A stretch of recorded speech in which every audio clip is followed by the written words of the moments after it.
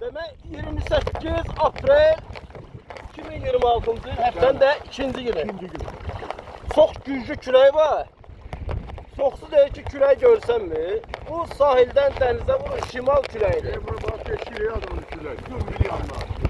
Bu şimal küləyi sahildən dənizə vurur. Küləkli dənizi görmək istəyirsə, Mərdəkanda, Tuzovada, Zaqulbada, bölgədə görmək lazım. Arada gizli suallar böyle, ay belə də, ay elədir. Bizimlə gizli şeylər aramız yox. Bizimki ancaq kəllə, bir üzmək. Bir dənə mən. Sen de vur. Onları da bitirdim. Hayırlı vur.